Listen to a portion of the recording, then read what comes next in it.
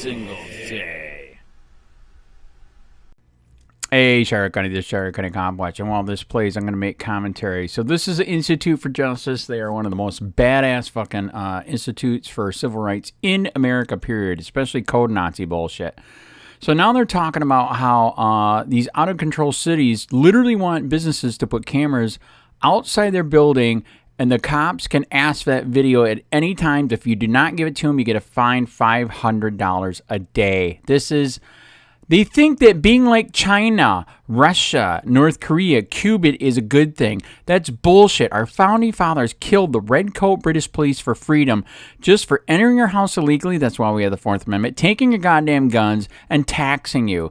And now they want to do this shit. And the reason why I got the picture here is because our sheriff would like to get red light cameras everywhere and use them for dual purpose, not just for giving you tickets, but for also tracking you. He also already has LPRs, license plate readers, which fucking track you. Violates your Fourth Amendment. Wake the fuck up, sheeple. Our founding fathers didn't free us to put us right back into fucking slavery tyranny, you goddamn sheep.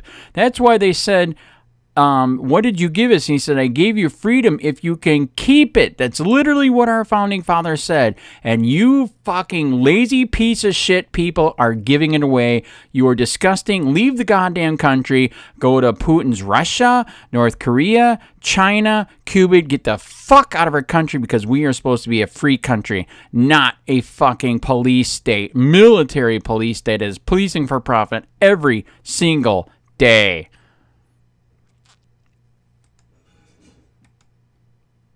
Starting in July, an Orwellian ordinance is forcing certain Houston businesses to install surveillance cameras to record all their outdoor property and turn the video footage over to the police, without a warrant. Businesses, including convenience stores, bars, must pay for the cameras, archive the footage for at least 30 days, and when police make a request, the businesses will have only 3 days to turn over the footage. What if they don't comply? Well, that'll be a fine of $500 per day. This insane law violates the Fourth and Fifth Amendment rights of business owners and their customers. Sadly, Houston isn't the only city looking to exploit private surveillance cameras. Toledo, Ohio passed their law back in 2008, and recently, San Francisco's mayor proposed similar legislation. But the decision of whether to install surveillance cameras should be up to the business owner, not a nosy local government. If your business is being forced to comply, the Institute for Justice wants to hear from you. Learn more at ij.org. High-tech cameras that read license plates were once only affordable to law enforcement agencies. But as the cost of this technology has come down, the cameras are being used more and more by homeowners associations, neighborhood watch groups, and anyone that has the money to buy them. Imagine if a detective was standing on a street corner. That's the camera, right? It's there 24/7, and it's capturing everything a detective would want to know if a crime was to occur. License plate readers are what we call mass surveillance technology, in the sense that they collect data on everyone, not just people that they're looking out for because they were involved in a crime. I just look at the benefit of having it so much outweighs any negatives towards it. This technology has ignited a debate across the country about potential abuses of this kind of data, mass surveillance, and our expectations of privacy in public spaces. Atlanta-based Flock Safety was founded in 2017 and has just under 10,000 cameras across 33 states. For $2,000 a year, anyone can set up a camera which photographs, scans, and enters into a database every license plate that passes by. License plate reading cameras have become ubiquitous. As far back as 2012, it was reported that about 71% of law enforcement agencies in the United States use license plate reading cameras, according to a report by the Police Executive Research Forum. And they've become quite controversial, as they indiscriminately hoover up data on any car on the street, which critics say over time can paint a very intimate portrait of your private life. And it's not always clear where license plate data is going to end up. For example, it was reported that Vigilant Solutions, one of the biggest manufacturers of license plate reading technology, sold license plate data its customers collected from places like shopping mall parking lots to agencies such as ICE. Dave Moss is a senior investigative researcher at the Electronic Frontier Foundation. If your average person had somebody following them everywhere they go, or there was somebody standing in front of their house writing down every time they leave their house and who all their visitors are, people would see that as an invasion of privacy. But they're not necessarily making that connection because it's not a human being standing on the corner. It's a computer or a camera that they can barely see. This becomes more worrisome to privacy advocates since some Flock users add a local police officer to the list of those who can access the footage. The process for how Flock operators deal with law enforcement varies, and is entirely up to the person who signed the contract. Some decide that the police can only access the data after a resident has filed a police report.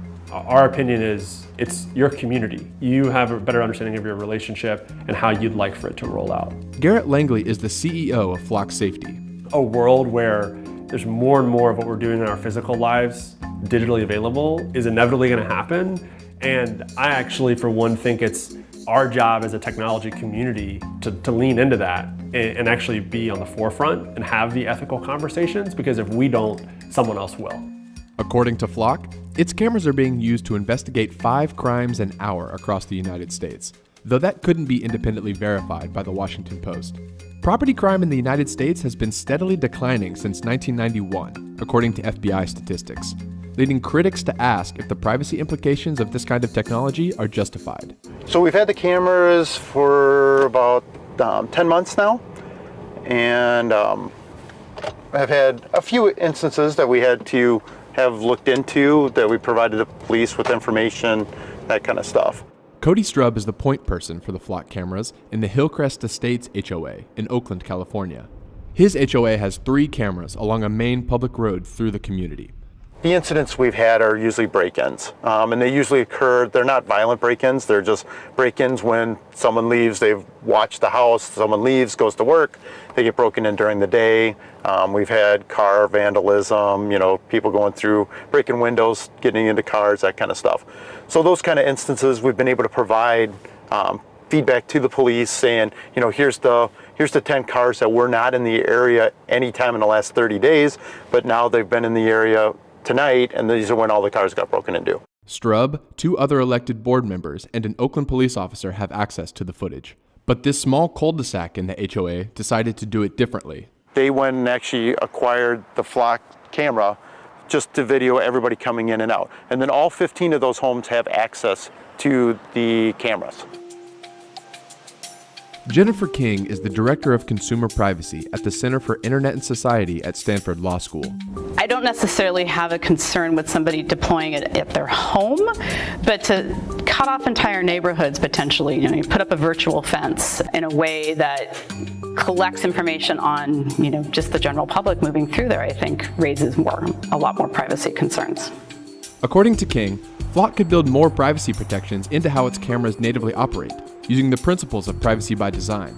If you're taking video that's not just of a license plate, but of the people in the car, for example, could you block their faces? Could you automatically apply filters so that other things that are captured within the frame aren't identified? The cameras are motion activated, which means it will also capture a pedestrian or a cyclist. There's even an option for the operator to search for those things on the portal. With law enforcement agencies that use license plate readers, they have to have policies in place. They have to have training. They have to have an audit process. They need to have an audit trail. People who are in homeowners associations don't get that kind of training. They're not sworn officers. They don't have a civilian oversight board. They're just kind of private citizens who don't have a background in either law enforcement or cybersecurity. Flock has taken steps to mitigate privacy concerns, such as encrypting the database and storing it in the cloud for only 30 days. Flock also promises that no employee will ever have access to the footage, and they will never sell it or share it with anybody. We have cameras that look at public streets, capturing objective data. And so from a legal perspective, there's no right to privacy on that public road, and the information we're capturing, which is traditionally a license plate, is also the property of the state and not the individual.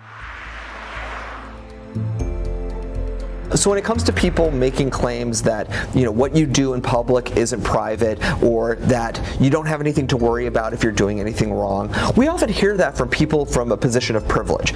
maybe you're a wealthy white person in a, luxury condo and you don't have those concerns, but the people around you or the people who are providing services to you, maybe that's like lawn work or maybe that's pool cleaning, maybe they do have those concerns, and you need to be respectful to everyone in your community and not just thinking about your own personal risk.